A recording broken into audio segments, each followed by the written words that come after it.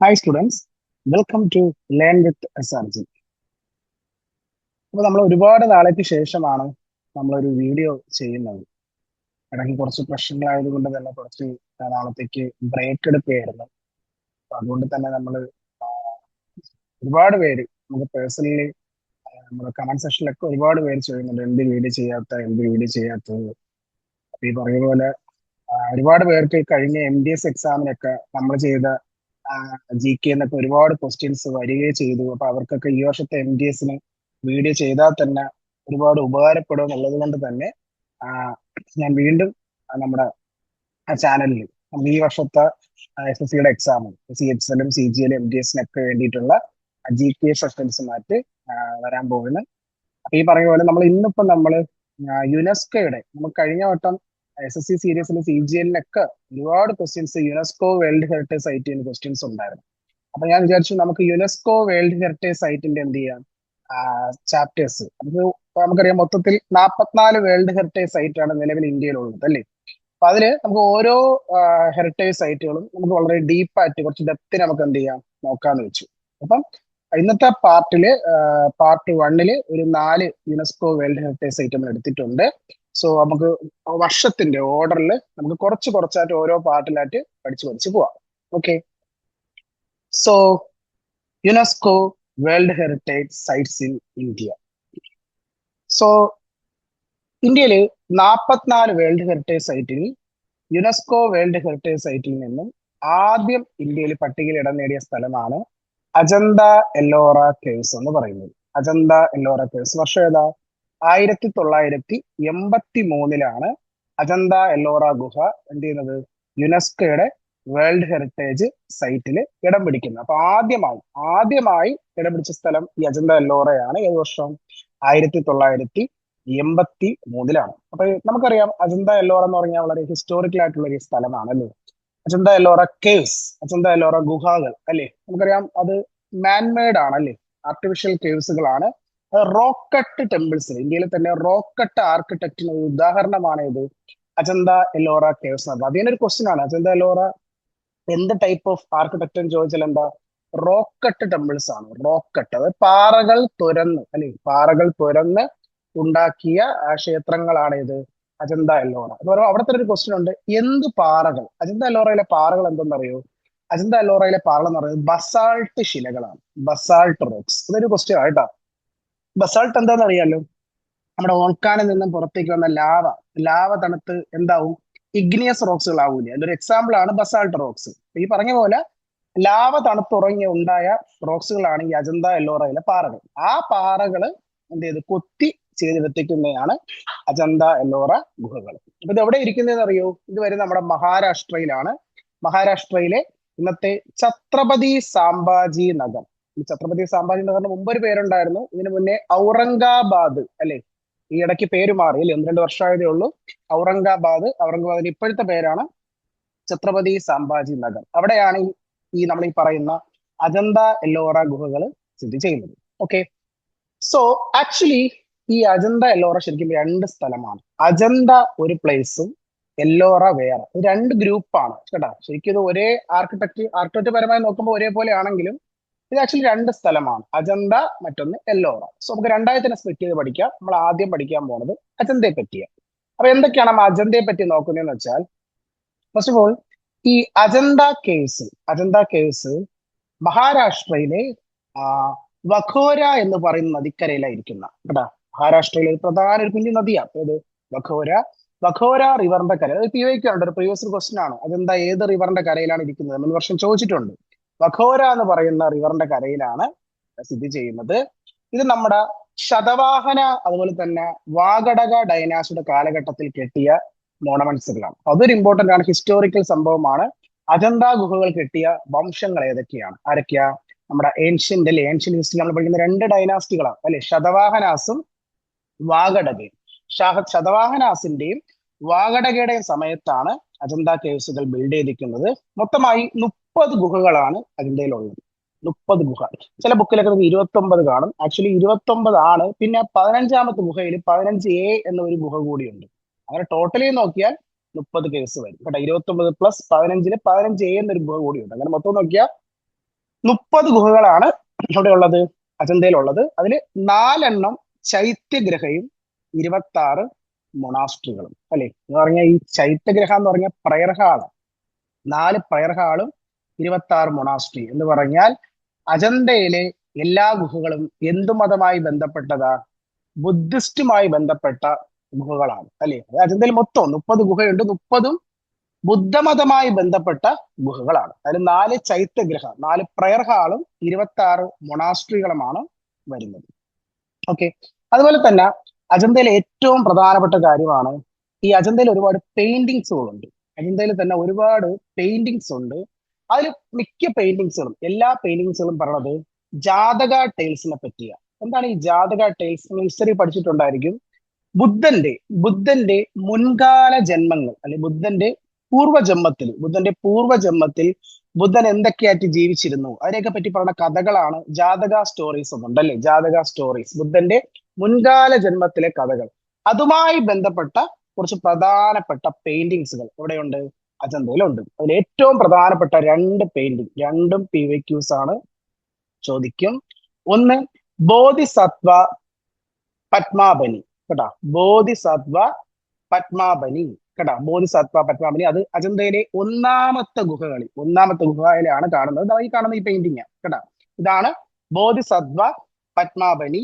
ഇത് അജന്തയിലെ കേവ് 1-ൽ ഒന്നാമത്തെ ഗുഹയിൽ കാണുന്ന ഒരു പെയിന്റിംഗ് ആണ്. ഇത് PYQ ആണ് കേട്ടോ, ചോദിച്ചിട്ടുണ്ട്. ബോധിസത്വ പത്മാബനി ഏത് ഗുഹകളിലാണ് കാണപ്പെടുന്നത്? അജന്ത ഗുഹകളിൽ കാണുന്ന ഒരു വളരെ ഫേമസ് ആയ ഒരു പെയിന്റിംഗ് കേട്ടോ. അതുപോലെ തന്നെയാണ് മറ്റൊരു ഫേമസ് പെയിന്റിംഗ് ആണ് ഡൈയിങ് പ്രിൻസസ് എന്ന പെയിന്റിംഗ്. അത് കേവ് 16-ലാണ്. കേവ് 16-ലെ ഡൈയിങ് പ്രിൻസസ്. ഇത് അജന്തയിലെ പ്രധാനപ്പെട്ട 2 പെയിന്റിംഗ് കേട്ടോ. ഒന്നാമത്തെ ഗുഹയിലെ ബോധിസത്വ പത്മാബനിയും 16-ാമത്തെ ഗുഹയിലെ ഡൈയിങ് പ്രിൻസസും ഭയങ്കര ഫേമസ് ആയിട്ടുള്ള 2 പെയിന്റിംഗ് ആണ് കേട്ടോ. നോട്ട് ചെയ്യണം, എക്സാം പോയിന്റ് ചോദിക്കുന്ന 2 പെയിന്റിംഗ്. അതുപോലെ കേവ് 17-ലാണ് അജന്തയിലെ പ്രധാനപ്പെട്ട ജാതക പെയിന്റിങ്സ് എല്ലാം ഇരിക്കുന്നത് കേട്ടോ. അജന്തയിലുള്ള പ്രധാനപ്പെട്ട കുറെ ജാതക പെയിന്റിങ്സ് ഒക്കെ ഇരിക്കുന്നത് 17-ാമത്തെ കേവിലാണ് കേട്ടോ. 17-ാമത്തെ. അങ്ങനെ ഇതുപോലുള്ള ബുദ്ധമതമായി ബന്ധപ്പെട്ടിട്ടുള്ള ജാതക ടൈൽസുമായി ബന്ധപ്പെട്ടുള്ള ഒരുപാട് പെയിന്റിങ്സ് എവിടെയുണ്ട്? അജന്തയിലുണ്ട്. അതിൽ 2 പ്രധാന പെയിന്റിങ്സ് ആണ് ബോധിസത്വയും അതുപോലെ തന്നെ ഡൈയിങ് പ്രിൻസസും. കേവ് നോക്കണേ, കേവ് ചോദിക്കും. Cave 1, cave 16. ഓക്കെ. സോ ഇതാണ് അജന്ത. ഇതാണ് നമ്മുടെ അജന്ത കേസ് എന്ന് പറയുന്നത്. നമുക്കിനി ഇതുപോലെ തന്നെ നമുക്ക് ചോദിക്കുന്ന ഒരു കേസ് ആണ് ആരുടെ കേസ്? എല്ലോറ ഗുഹകൾ, എല്ലോറ കേവ്സ്. അപ്പൊ എല്ലോറ കേവ്സും പ്രോപ്പർ അതേ സ്ഥലത്ത് തന്നെയാണ്, ഛത്രപതി സാംഭാജി നഗറിലാണ് ഇരിക്കുന്നത്. ഈ എല്ലോറ ഗുഹ കിട്ടിയത് ഏത് രാജാക്കന്മാരുടെ സമയത്തെന്നറിയോ? എല്ലോറ കിട്ടിയത് ചാലുക്യാസിന്റെയും രാഷ്ട്രകൂടകളുടെയും സമയത്താണ്. അത് ഭയങ്കര ഇമ്പോർട്ടന്റ് ആണ് കേട്ടോ. നമുക്കറിയാം സൗത്തിലെ 2 പ്രധാനപ്പെട്ട ഡൈനാസ്റ്റിയാണ് ചാലുക്യന്മാരും രാഷ്ട്രകൂടാസും. ഈ ചാലുക്യാസിന്റെയും രാഷ്ട്രകൂടയുടെയും സമയത്താണ് ഏത് ഗുഹകൾ കിട്ടുന്നത്? എല്ലോറ ഗുഹകൾ നിർമ്മിച്ചത്. എല്ലോറ കേട്ടോ. എല്ലോറയിലെ കേവ്സ്, എല്ലോറയിൽ മൊത്തം 34 കേവ്സ് ഉണ്ട്. ഒരു PYQ ആണ്, CGL മുമ്പ് ചോദിച്ചിട്ടുണ്ട്. How many caves are in Ellora? എല്ലോറയിൽ എത്ര കേവ്സ് ഉണ്ട്? 34 ഗുഹയുണ്ട്. അതിൽ 1 to 12, ആദ്യത്തെ 12 മൊണാസ്ട്രികൾ ബുദ്ധിസ്റ്റ്, 13 മുതൽ 29 വരെ അടുത്ത 17 ഹിന്ദു ടെമ്പിൾ, 30 മുതൽ 34 5 ജൈന ക്ഷേത്രം. എന്ന് പറഞ്ഞാൽ എല്ലോറയിൽ 3 മതത്തിന്റെ ഉണ്ട്. ബുദ്ധിസ്റ്റ് ഉണ്ട്, ഹിന്ദു ഉണ്ട്, ജൈനും ഉണ്ട്. 3 മതവിഭാഗക്കാരുടെ ഇവിടെ ഉണ്ട്, എല്ലോറയിലുണ്ട്. അതിൽ ആദ്യത്തെ 12 ബുദ്ധിസ്റ്റ് മൊണാസ്ട്രി, അടുത്ത 17 ഏതാണ്? ഹിന്ദു ക്ഷേത്രം, അടുത്ത 5 ജൈന ക്ഷേത്രം. ഇതാണ് പ്രധാനമായി ഇവിടെ ഉള്ളത് എല്ലോറയിൽ സ്ഥിതി ചെയ്യുന്നത്. അതിൽ തന്നെ ഏറ്റവും പ്രധാനപ്പെട്ട ഒരു അമ്പലമാണ് നമ്മൾ ഈ ഫിഗറിൽ കാണുന്ന ക്ഷേത്രമാണ്. നിങ്ങളിത് കണ്ടിട്ടുണ്ടായിരിക്കും. നമ്മുടെ 20 രൂപ, നമ്മുടെ 20 രൂപയുടെ പുറകില് ഈ ഫോട്ടോയാണ് ഉള്ളത് അല്ലെ. ഈ ഒരു സ്തംഭം നമുക്ക് കാണാൻ പറ്റും. ഇത് എല്ലോറയിലെ കേവ് 16-ല്, കേവ് 16-ലെ കൈലാസ് ടെമ്പിൾ ആണ്. ഭയങ്കര ഫേമസ് അമ്പലമാണ്. എല്ലോറയിലെ ഏറ്റവും ബിഗ്ഗസ്റ്റ് ടെമ്പിൾ ആണ് കൈലാസ ക്ഷേത്രം. കേവ് 16, കേവ് 16-ലാണ് കൈലാസ ക്ഷേത്രം ഇരിക്കുന്നത്. നമ്മുടെ 20 രൂപയുടെ പുറകിൽ നമുക്ക് ഈ ഒരു ഫിഗർ കാണാൻ പറ്റും. അതിന്റെ ഏറ്റവും പ്രത്യേകത, ഈ അമ്പലം നിങ്ങൾ ഈ നോക്കുമ്പോൾ ഫിഗർ തന്നെ കാണാൻ പറ്റും. ഈ അമ്പലം ഒരു മോണോലിറ്റിക് റോക്സിലാണ് ചെയ്തിരിക്കുന്നത്. ഒരൊറ്റ കല്ലിൽ തീർത്ത, ശരിക്കും പറഞ്ഞാൽ ലോക അത്ഭുതങ്ങളിൽ തന്നെ പോവേണ്ട ഒരു സ്മാരകമാണ് ഇത്. നമ്മൾ ഈ പറയുന്ന എല്ലോറയിലെ കൈലാസ ക്ഷേത്രം. കേട്ടാ, ശരിക്കും പറഞ്ഞാൽ ലോക അത്ഭുതങ്ങളിൽ തന്നെ പോകണം. കാരണം നമ്മൾ ആ കാണും, നമ്മൾ നേരിട്ട് കാണാൻ തന്നെ നമുക്ക് മനസ്സിലാവും. ഒറ്റക്കല്ലിൽ തീർത്ത ഒരു ഇതിഹാസമാണ് ഇത്, നമ്മുടെ കൈലാസ ക്ഷേത്രം. അത് രാഷ്ട്രകൂട വംശത്തിലെ ഏറ്റവും പ്രമുഖനായ രാജാവായ കൃഷ്ണ ഒന്നാമനാണ് ഇത് ബിൽഡ് ചെയ്തത്. സോ ഇമ്പോർട്ടന്റ് ചോദ്യം, പലവട്ടവും പിവയ്ക്ക് ചോദിച്ചിട്ടുണ്ട്. Who build Kailash temple at Ellora? എല്ലോറയിലെ കൈലാസ ക്ഷേത്രം കെട്ടിയത് ആര്? ആര്? കൃഷ്ണ ഒന്നാമൻ. കൃഷ്ണ ഒന്നാമൻ ഫ്രം ഏ ഡൈനാസ്റ്റി? രാഷ്ട്രകൂടയിലെ കൃഷ്ണ ഒന്നാമനാണ് ഈ അത്ഭുത ക്ഷേത്രം, നമ്മുടെ കൈലാസ ക്ഷേത്രം, എത്രാമത്തെ ഗുഹ? കേവ് 16 ക്ഷേത്രം ചെയ്തിരിക്കുന്നത്. ഓക്കെ, സോ ഇതാണ് നമ്മുടെ അജന്ത എല്ലോറ കേവ്സ്. ഏത് വർഷമാണ് യുനെസ്കോ ഏറ്റെടുത്തത്? 1983-ലാണ്. ഓക്കെ, സോ നമുക്ക് അടുത്തൊരു സ്ഥലത്തേക്ക് പോയാലോ? ഇതേ വർഷം, ഇതേ 1983 എടുത്ത അടുത്ത രണ്ടാമത്തെ യുനെസ്കോ വേൾഡ് ഹെറിറ്റേജ് സൈറ്റ് ഏതാ? ആഗ്ര ഫോർട്ട്. എന്താണ്? ആഗ്ര ഫോർട്ടാണ്. ഏത് വർഷമാണ്? 1983-ലാണ് രണ്ടാമത്തെ യുനെസ്കോ വേൾഡ് ഹെറിറ്റേജ് ആയി നമ്മുടെ ആഗ്ര കോട്ട. ആഗ്ര അല്ലെ? ആഗ്ര എവിടെയാ? ഉത്തർപ്രദേശിലാണ് അല്ലെ? നമുക്കറിയാം ഈ ആഗ്ര ഫോർട്ടിനെ ഇങ്ങനെയും വിശേഷിപ്പിക്കാറുണ്ട്, ശ്രദ്ധിക്കണം. ആഗ്ര ഫോർട്ടിനെ റെഡ് ഫോർട്ട് എന്നും വിശേഷിപ്പിക്കാറുണ്ട് കേട്ടോ. ചിലപ്പോ ഇങ്ങനെ ഒരു ക്വസ്റ്റ്യൻ ഞാൻ കണ്ടിട്ടുണ്ട്. Who build red fort at Agra? നമുക്കറിയാം, ശരിക്കും നമുക്ക് റെഡ് ഫോർട്ട് അറിയാം, അത് ഡൽഹിയിലാണ്. പക്ഷെ ഈ ക്വസ്റ്റ്യൻ ശ്രദ്ധിച്ചോ, red fort at Agra. Agra എന്ന് ചോദിച്ചാൽ അത് ആഗ്ര ഫോർട്ടാണ് ഉദ്ദേശിച്ചത് കേട്ടോ. ആഗ്ര ഫോർട്ട് നമ്മൾ ഫിഗറിൽ കാണുന്നതാണ്. ഇത് ആക്ച്വലി എന്തുകൊണ്ടാണ് കെട്ടിയിരിക്കുന്നത് അറിയോ? റെഡ് സാൻഡ് സ്റ്റോൺ കൊണ്ടാണ് ഇത് ബിൽഡ് ചെയ്തിരിക്കുന്നത്. ആരാ ബിൽഡ് ചെയ്യുന്ന അറിയോ? ഇത് നമ്മുടെ അക്ബർ ആണ് ബിൽഡ് ചെയ്തത് 1565 കേട്ടാ. AD 1565 മുഗൾ ചക്രവർത്തിയായ അക്ബർ ആണ് എന്ത് ബിൽഡ് ചെയ്തത്? നമ്മൾ ഈ പറയുന്ന ആഗ്ര കോട്ട, ആഗ്ര ഫോർട്ട് ബിൽഡ് ചെയ്തത് ആരാണ്? അക്ബർ ആണ്. ഏത് വർഷം? 1565-ലാണ് എന്ത് ബിൽഡ് ചെയ്യുന്നത്? ആഗ്ര ഫോർട്ട് നിർമ്മിച്ചത് കേട്ടാ. സോ വളരെ പ്രധാനപ്പെട്ട ഒരു ഇന്ത്യയിലെ തന്നെ ഫോർട്ടാണ് ഇത്, ഈ ആഗ്ര ഫോർട്ട്. ഓക്കെ, എന്തുകൊണ്ടാണ് കിട്ടിയിരിക്കുന്നത്? എന്തുകൊണ്ടാ? റെഡ് സാൻഡ് സ്റ്റോൺ കൊണ്ടാണ് നിർമ്മിച്ചിരിക്കുന്നത്. ഓക്കെ, ഇനി നമ്മൾ ഈ ആഗ്ര ഫോർട്ടിലില്ലേ, ആഗ്ര ഫോർട്ടിൽ കുറച്ച് പ്രധാനപ്പെട്ട എന്തുണ്ട്? കുറച്ച് ബിൽഡിങ്ങുകളുണ്ട്. സോ അത് നമുക്ക് ചോദിക്കും. ഇങ്ങനെയായിരിക്കും ക്വസ്റ്റ്യൻ ചോദിക്കുന്നത്. ഈ ബിൽഡിങ്ങിന്റെ പേര് ചോദിക്കും, ഇതിൽ ഏത് ബിൽഡിങ്ങുകളാണ് ആഗ്ര ഫോർട്ടിൽ ഉള്ളത്, അല്ലെങ്കിൽ ഈ പറയുന്ന ബിൽഡിംഗ് എവിടെയാണ് സ്ഥിതി ചെയ്യുന്നത് ചോദിക്കും. അപ്പൊ ആഗ്ര ഫോർട്ടിൽ വരുന്ന കുറച്ച് പ്രധാനപ്പെട്ട ബിൽഡിംഗ് ആണ്. ഒന്ന് ജഹാംഗീരി മകൾ എന്ന് പറയും. നമ്മുടെ ജഹാംഗീരി മകൾ, ഈ കാണുന്നത്, ഈ ഫിഗറിൽ കാണുന്നത്, ഇതാണ് ജഹാംഗീരി മകൾ. ആഗ്ര ഫോർട്ടിന്റെ അകത്തിരിക്കുന്ന ഒരു പ്രധാനപ്പെട്ട ഒരു ബിൽഡിംഗ് ആണ് ഇത്, ജഹാംഗീരി മകൾ എന്ന് പറയും. അതുപോലെ തന്നെ മറ്റൊന്നാണ് ദിവാനൈ ആമും ദിവാനൈ കാസും. രണ്ട് പ്രധാനപ്പെട്ട ദർബാറുകളാണ് ഈ ദിവാനൈ ആമും ദിവാനൈ കാസും. ഇതിപ്പോ നമുക്ക് റെഡ് ഫോർട്ടിലും ഉണ്ട്. നമുക്ക് റെഡ് ഫോർട്ടിലും ഈ ദിവാനൈ ആമും ദിവാനൈ കാസും ഉണ്ട്. അപ്പൊ എന്താണ് അതിന്റെ ഡിഫറൻസ് കൂടി ഞാൻ പറഞ്ഞുതരാം. എന്താണ് ദിവാനൈ ആം, എന്താണ് ദിവാനൈ ആസ്? ഇത് ആക്ച്വലി ഒരു ദർബാറാണ്. ഈ ദിവാനൈ ആം എന്ന് പറയുന്ന ദർബാർ, ഈ ദിവാനൈ ആം എന്ന് പറയുന്ന ദർബാർ പബ്ലിക്കിനായിട്ടുള്ള ദർബാറാണ്. പബ്ലിക്കിന്റെ ദർബാർ എന്ന് പറഞ്ഞാൽ എന്താ മനസ്സിലാക്കുന്നത് വെച്ചാൽ, ഈ പൊതുജനങ്ങൾക്ക് ചക്രവർത്തിയുമായി, അത് എംബറുമായി ഡയറക്റ്റ് അവരുടെ പരാതിപ്പെടാനും അതിനുള്ള കാര്യങ്ങൾ ചർച്ച ചെയ്യുന്നതിനും വേണ്ടിയുള്ള ഒരു എന്താണ് പബ്ലിക് ഹാളാണ് ഇത്, ഈ പറയുന്ന ദിവാനൈ ആം എന്ന് പറയുന്ന ഹാള്. ആ ഒരു ബിൽഡിംഗ് കേട്ടാ, പബ്ലിക്കിനായിട്ടുള്ള ഒരു ബിൽഡിംഗ് ആണ് കേട്ടാ. അത് ജനങ്ങൾക്ക് എന്ത് ചെയ്യാം, നേരിട്ട് വന്ന് രാജാവിനെ എന്ത് ചെയ്യാം, കണ്ടുമുട്ടി നേരിട്ട് അദ്ദേഹത്തോട് എന്ത് പറയാം, പരാതി പറയാം. അതിനുള്ള ബിൽഡിംഗ് ആണ് ദിവാനൈ. എന്നാൽ ദിവാനൈ കാസ് എന്ന് പറയുന്നത് അതൊരു പ്രൈവറ്റ് ദർബാറാണ്. അത് പൊതുജനത്തിനുള്ളതല്ല. അത് ഈ പറഞ്ഞ പോലെ എന്താണ്, റൂളറും മന്ത്രിമാരും ഈ പറഞ്ഞ പോലെ തന്നെ പ്രധാനപ്പെട്ട രാജാക്കന്മാരൊക്കെ തമ്മിൽ എന്താണ് ചർച്ച ചെയ്യുന്ന, പ്രൈവറ്റ് ആയിട്ട് ചർച്ച ചെയ്യുന്ന ഒരു ഹാളാണ് ദിവാനൈ കാസ്. അങ്ങനെ ഇത് രണ്ടൊരു വ്യത്യാസം നോക്കി വെക്കണം കേട്ടോ, ദിവാനൈ ആമും ദിവാനൈ കാസും. ദിവാനൈ ആം എന്ന് പറഞ്ഞാൽ ഒരു പബ്ലിക് ഓഡിയൻസിനുള്ള ഹാളും, എന്നാൽ ദിവാനൈ കാസ് എന്ന് പറയുന്ന ആർക്കുള്ളതാണ്? പ്രൈവറ്റ് ആയിട്ടുള്ള കേട്ടോ, പ്രൈവറ്റ് കാര്യം, സീക്രട്ട് കാര്യങ്ങളൊക്കെ, രഹസ്യതന്ത്രങ്ങളൊക്കെ ചർച്ച ചെയ്യുന്ന ഒരു ഹാളാണ് ഇത് ദിവാനൈ കാസ് എന്ന് പറയുന്നത് കേട്ടോ. അടുത്ത നാലാമത്തെ ബിൽഡിംഗ് അതാണ് മുസാമൻ ബുർജ്. സോ നമ്മൾ ഈ ഫിഗറിൽ കാണുന്ന ഈ ബിൽഡിംഗ് ആണ് മുസാമൻ ബുർജ് ഇതൊരു ചരിത്ര പ്രാധാന്യമുള്ള ഒരു ബിൽഡിംഗ് ആണ്. ഇത് ആഗ്ര കോട്ടയിലായിരിക്കുന്ന. എന്താണ് ഈ ബിൽഡിങ്ങിന്റെ ഒരു ചരിത്രം എന്ന് വെച്ചാൽ, നമ്മൾ ഹിസ്റ്ററിയിൽ പഠിച്ചിട്ടുണ്ട്.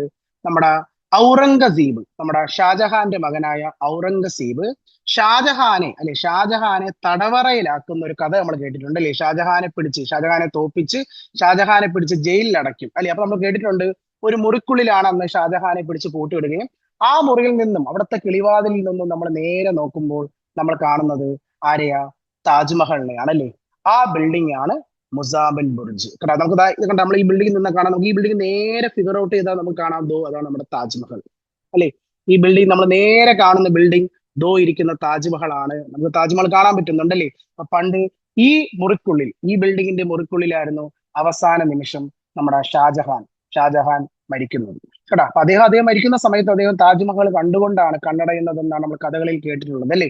അപ്പൊ ആ മുസാബിൻ ബർജ് എവിടെ ഇരിക്കുന്നത്? ആഗ്ര കോട്ടയിൽ, ആഗ്ര ഫോർട്ടിലാണ് സ്ഥിതി ചെയ്യുന്നത്. അങ്ങനെ ഈ 4 പ്രധാനപ്പെട്ട ബിൽഡിങ്ങുകൾ എവിടെ ഇരിക്കുന്നത്? ആഗ്ര ഫോർട്ടിൽ ഇരിക്കുന്ന പ്രധാന 4 ബിൽഡിങ്ങുകളാണ്. ഓക്കെ, സോ ഇതാണ് നമ്മുടെ ആഗ്ര ഫോർട്ട്. അപ്പൊ നമുക്ക് അടുത്തതിലോട്ട് പോയാലോ?